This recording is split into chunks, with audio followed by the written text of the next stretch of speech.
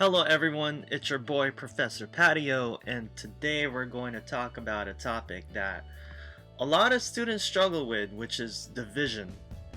And we're going to talk about a specific type of division called grid division.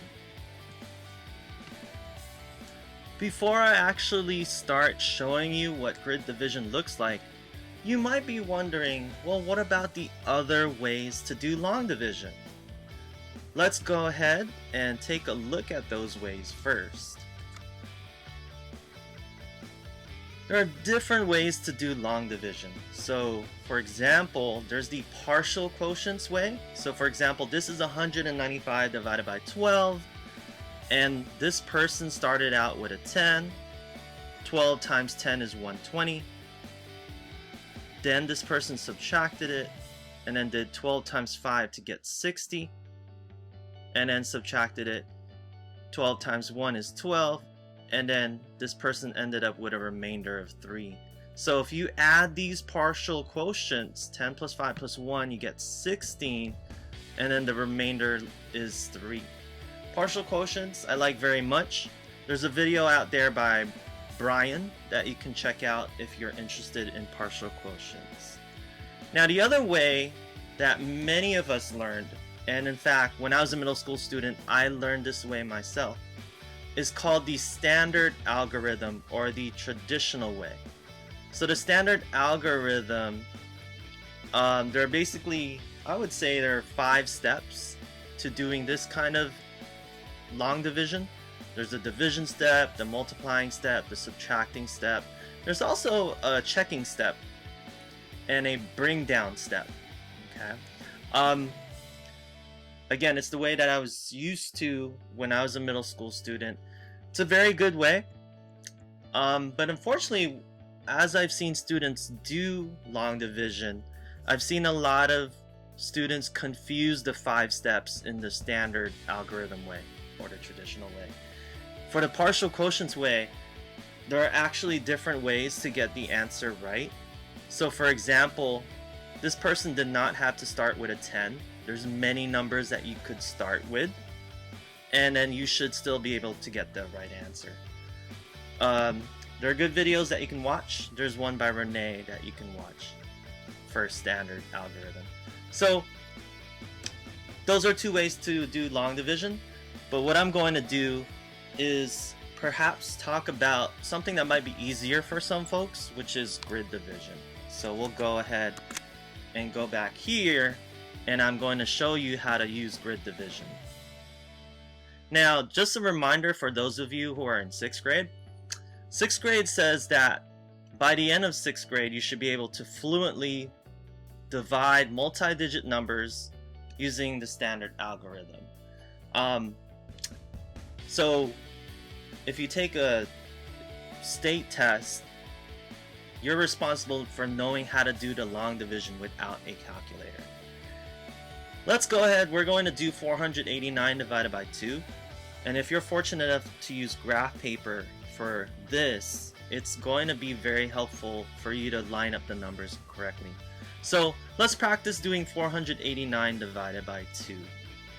And I'm going to go ahead and put my 2 right here. And I'm going to divide by, I'm going to put 489 inside. So I'm going to write my 4 over here. Notice that I'm leaving a space. That'll help me write some other things. And then I'll draw a line like this. 8. I'll draw a line like this. And a 9. I'll draw a line like this. Notice that, again, I'm leaving some space. And you'll see why. Okay?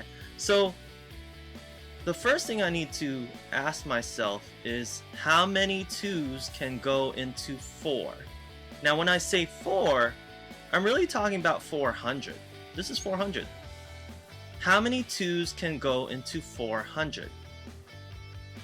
Well, 200. Okay? 2 times 200 is 400. Or you can think of it as 2 times 2 is 4. But I think it's really valuable if you think about place value. Okay? How many 2's can go into 400? 200. Okay. Now I have a remainder of 0, and that remainder of 0 can go here. Now the next question is, how many 2's can go into 8? Or how many 2's can go into 8 tenths? The answer is 4 tenths. Okay. In other words, 2 times 40, which is 4 tenths, equals 8 tenths. Okay. So, or just think of it as 2 times 4 is 8. 2 times 4 equals 8. So 2 times 4 is 8, and I can subtract right here. And then my remainder is 0.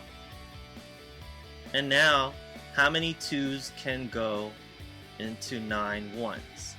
Now watch this real quick.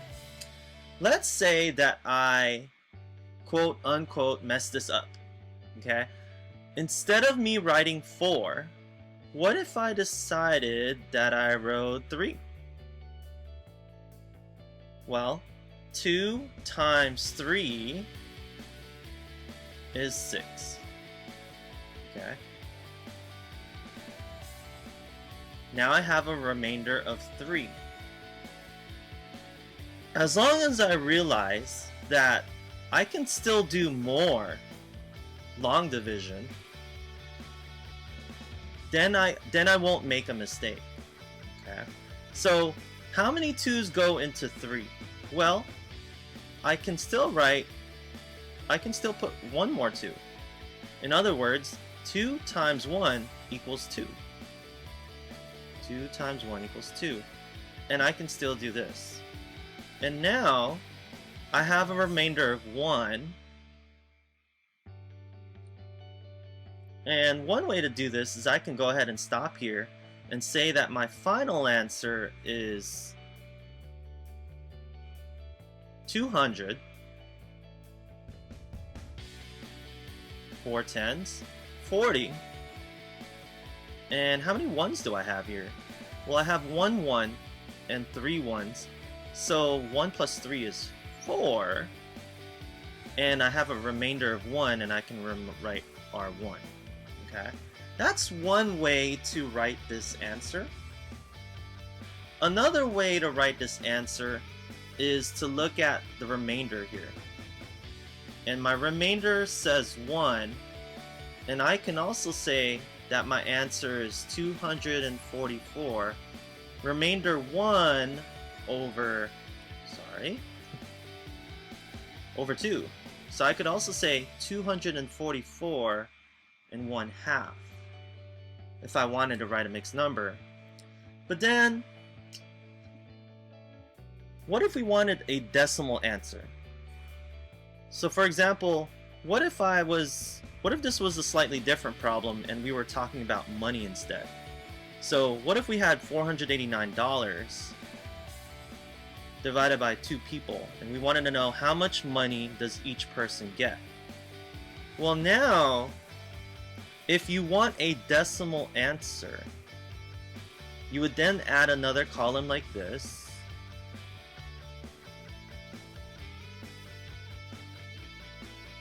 And then we need to understand that, well, what comes after hundreds, tens, and ones? Well, we'd have a decimal point right here, and we'd have the tenths place right here. So now, if we wanted a decimal instead, well, just know that 489 is the same thing as 489 and 0 tenths. So I could add a 0 over here, and this 1, which is my remainder, would go up here. Now I need to figure out how many 2's go into 10 tenths. How many 2's go into 10 tenths? And basically, 2 goes into 10 5 times. I need 2 groups of 5 tenths to make 10 tenths.